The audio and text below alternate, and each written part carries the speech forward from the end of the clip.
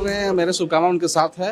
रहा बात की उनकी नीतियाँ, जो नीतियाँ हैं अड़ियल, समझिए ना, यहाँ नेता की राजनीतिक में मृदुल भाषी चाहिए, समझिए ना। और रहा बात कि मैं जिस क्षेत्र में रहा, खुसरो क्षेत्र में, वो कभी भी आए हमसे संपर्क नहीं किए, कभी भी आए और चले गए। तो हमको रहना ना रहना क्या फ़ायदा, यही कारण मैं छोड़ के स्वतः से पार्टी छोड़कर मैं आजसू में आया। आज बोकारो से बोकारो के अलग अलग क्षेत्रों से सैकड़ों की तादाद में नौजवान साथी, महिला नेत्रियों का आज समागम हुआ है। मैं पार्टी में इन सभी का हार्दिक अभिनंदन करते हैं, स्वागत करते हैं। चूँकि इनकी इच्छा थी कि आपके हाथ से ही हम लोग को पार्टी मुख्यालय में ज्वाइन करना है, तो मैं व्यक्तिगत रूप से यहाँ हूँ। जोहार, आप देख रहे हैं न्यूज़। मैं हूं निशा मिश्रा। क्या जयराम का ऑरा फीका पड़ने लगा है? जो टाइगर कभी दहाड़ता था, आज उसकी दहाड़ को लोग आलोचनाओं से घेरने लगे हैं। जिस जयराम का तेज जिसे कहते थे, उसका ऑरा कहते थे, अब वो क्या फीका पड़ने लगा है? दरअसल इसलिए कह रहे हैं कि बीते दिनों जयराम का मोबाइल फोन फेंकने वाला प्रकरण इतना ज्यादा मीडिया में दिखाया गया, और उसके बाद विपक्ष जो जयराम के खिलाफ वाले लोग हैं, जो पार्टियां हैं, उन्होंने अलग मोर्चा खोल दिया। यहाँ तक कि कुर्मी नेता जयराम महतो के खिलाफ कुर्मी समुदाय भी उतर गया। कुर्मी समाज के कई लोगों ने सोशल मीडिया पर जयराम महतो को ट्रोल किया कि ये वो है जो कभी मोबाइल फोन यानी मीडिया में दिखने की वजह से विधायक बने और आज फोन को ही पटक रहे हैं। तो जरा सोचिए, ये सिर्फ अपनी अच्छाई को दिखाना चाह रहे हैं, अपने इस एक अलग भाग को, जिसमें जयराम महतो का एक उग्र रूप भी दिख रहा है, वो भी एक महिला के प्रति, वो भी यहाँ पर दिखा है। दरअसल बात यह है कि जयराम का ऑरा कम पड़ा है या ज्यादा पड़ा है, इससे ज्यादा जरूरी है कि जयराम की पार्टी में क्या अंतरकलह चल रहा है, जिसकी वजह से आज आजसू में कई कार्यकर्ता शामिल हो गए हैं। जी हाँ, सुदेश महतो ने शायद सेंधमारी की है जेल के में, जिसकी वजह से जयराम के कई कार्यकर्ता, कई नेता बोकारो के, वो आज आजसू का दामन थामने पर मजबूर हो गए हैं। उसमें वो भी शामिल है जो सबसे ज्यादा जेल केएम की चहीती हैं। जी हाँ, पूजा महतो के चचेरे भाई निर्मल महतो भी सुदेश महतो का दामन थामने पर मजबूर हो गए हैं। दरअसल सबकी अपनी अपनी बात है कि वो क्यों जेल केएम को छोड़कर, जयराम का साथ छोड़कर सुदेश के साथ में आए हैं, जबकि पता है कि जयराम और सुदेश एक दूसरे के विरोध में खड़े हो रहे हैं। खास तौर पर ऐसे समय में जब जयराम को उसकी पार्टी का समर्थन चाहिए, साथ चाहिए, तो ये गुट बटा हुआ नजर आ रहा है। एक गुट वो है जो जयराम के साथ खड़ा है, एक गुट वो है जो जयराम के खिलाफ खड़ा नजर आ रहा है। तभी तो आपका जो विरोधी है आजसू, वो आपकी पार्टी में घुसकर आपके लोगों को तोड़ गया और आप देखते रह गए। आज आजसू मुख्यालय में एक प्रेस कॉन्फ्रेंस किया गया था, जहां पर जेल केएम के कई कार्यकर्ताओं ने आजसू का दामन थामा और उन्हें खुद उनका स्वागत किया है आजसू के सुप्रीमो सुदेश महतो ने। एक बार इन तस्वीरों को देखिए। मेरे शुभकामना उनके साथ है। रहा बात की उनकी नीतियाँ, जो नीतियाँ हैं अड़ियल, समझिए ना, यहाँ नेता की राजनीतिक में मृदुल भाषी चाहिए, समझिए ना। और रहा बात कि मैं जिस क्षेत्र में रहा, खुसरो क्षेत्र में, वो कभी भी आए हमसे संपर्क नहीं किए, कभी भी आए और चले गए।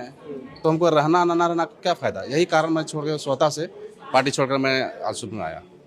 मतलब आपका निजी दिक्कत, हाँ, भेंट मुलाकात हाँ, नहीं करते, राय मशवरा नहीं करते थे। राजनीतिक मतलब है कि आप जिस क्षेत्र में जाएं वहाँ के पदाधिकारी से संपर्क करना, यही होता है ना, कि आप जहाँ भी जाएं, उस एरिया में जा रहे हैं तो उस एरिया के ऊपर पदाधिकारी है उसको संपर्क करना, लेकिन ये नहीं हो पाता था। और अब बहुत सारे ऐसे ही रहे हैं कारण को हम पार्टी छोड़ने में मजबूर हुआ। और दूसरा पार्टी क्यों? देखिए, आजसू का मुख्य धारा जो है बहुत अच्छा है, समझिए ना, सबका साथ सबका विकास हो रहा है। और रहा बात कि यहाँ का जो पार्टी सुप्रीमो है, उनका भाषा जो मृदुल भाषा है, समझिए ना, सभी को एक साथ माला की तरह पिरो के चलते हैं, समझिए ना, किसी भेदभाव का यहाँ पर नहीं है, बस यही। आज बोकारो से बोकारो के अलग अलग क्षेत्रों से सैकड़ों की तादाद में नौजवान साथी, महिला नेत्रियों का आज समागम हुआ है। मैं पार्टी में इन सभी का हार्दिक अभिनंदन करते हैं, स्वागत करते हैं। चूँकि इनकी इच्छा थी कि आपके हाथ से ही हम लोग को पार्टी मुख्यालय में ज्वाइन करना है, तो मैं व्यक्तिगत रूप से यहाँ हूँ और पार्टी के सारे बोकारो के पदाधिकारी भी यहाँ पर हैं।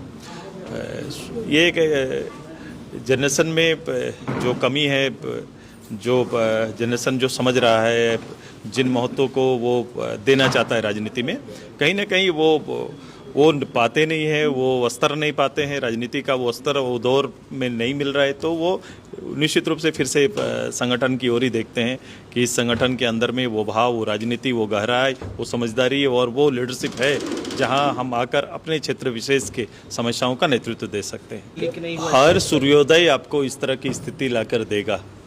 जब जब आप किधरों, आप एज ए मीडिया या फिर कोई भी जनप्रतिनिधि जिस क्षेत्र में हाथ रखिएगा वहीं आपको ये गड़बड़ी नजर आएगी, क्योंकि जिस सरकार के दिमाग में ही ये चीज़ भरा हुआ है कि उसे इस सरकार में बैठकर, शासन में बैठकर सरकारी संसाधन का दोहन करना है, तो आपको ये चरित्र, ये कैरेक्टर हर डिपार्ट में आपको दिखाई देगा। सुरेश जी, ट्रेजडे घोटाला जो हुआ है उसमें सीएम अभी बहुत अच्छा से बोल रहे थे, अभी लास्ट से जांच करने की बात कही गई है। ये किसके, अपनी ही सरकार के खिलाफ में कौन कर रहे हैं, कौन बैठे हैं सब जगह पर। जैसे जो हत्याकांड है वो उस बच्ची का, या फिर आपके बगल में अभी कांके का जो मसला है, ये सिपाही बहाली का जो मामला है, ये परीक्षा का जो मामला है, आप जहां देखिएगा वहां तो ये सब चीज़ें हैं। ये जांच की आंच तो उन्हीं तक न जाएगी, जो मुखिया हैं उन्हीं को न जिम्मेदारी लेना होगा। ये एक भी पदाधिकारी को देखिए, केवल उनको पद से केवल हटा देना ये कार्रवाई नहीं होती है। मैं बोल रहा हूं कि आपके दिमाग से इन चीज़ों को निकालना पड़ेगा कि इस राज्य में बैठकर मैं केवल शासन के माध्यम से शासन के लोगों को जो चीज़ आप सिखाएंगे वही न सीखेंगे। आज पब्लिक के लिए उत्तरदायी आप सरकार रही नहीं, ये केवल संसाधन के लिए उत्तरदायी है, और सरकारी संसाधन का मैं लगातार कर रहा हूँ, दोहन ही इसकी प्राथमिकता है, और उसी काम को ये लोग कर रहे हैं। ट्रेजरी तक आ गए हैं, इनको लगा नीचे बना के नीचे से उठाना वो ठीक नहीं है, डायरेक्ट डाका डालो ट्रेजरी में, वहीं से सीधे निकाल लो, वही काम आपसे। देखिए, जयराम महतो ने काफी कम उम्र में अपनी एक ऐसी पर्सनालिटी, पर्सोना क्रिएट किया है, और अब इसमें सेंधमारी करने के लिए कई लोग बैठे हैं। कई बार मोबाइल फोन पटकने की प्रक्रिया के बाद से जो घटना हुई, उसके बाद से लोग कह रहे थे कि जयराम उग्र हो गए हैं, उन्हें घमंड हो गया है जब से विधायक बन गए हैं। उसके बाद जयराम ने इसको लेकर कोई पोस्ट नहीं डाला, लेकिन आज जयराम की पार्टी की ओर से एक पोस्ट डाला गया है जिसमें जिस रेखा देवी पर ये आरोप लग रहे हैं उनको कारण बताओ नोटिस जारी किया गया है, ताकि वो अपनी बात रख सके। जिस महिला की वजह से जयराम का ये चेहरा सामने आया, जिस महिला की वजह से, जिस कार्यकर्ता की वजह से, पार्टी कार्यकर्ता की वजह से जयराम को इतनी ट्रोलिंग का शिकार होना पड़ा है, अब जाकर उनसे सवाल किया गया है और जवाब लिखित रूप में देने को कहा गया है, ताकि ये जो दूध का दूध और पानी का पानी हो जाए, कह सकते हैं एक ब्रेक ही होगा। कि एक और जहां पूजा महतो है जो आज बंगाल में दहाड़ रही हैं जेल कैंप के लिए, और उनके चचेरे भाई जेल कैंप को छोड़कर आजसू में शामिल हो गए हैं। फिलहाल के लिए बस इतना ही। देखते रहिए HNN न्यूज। नमस्कार। अगर हमारा ये वीडियो अच्छा लगा तो इसे लाइक करें, शेयर करें और हाँ, सब्सक्राइब करना ना भूलें।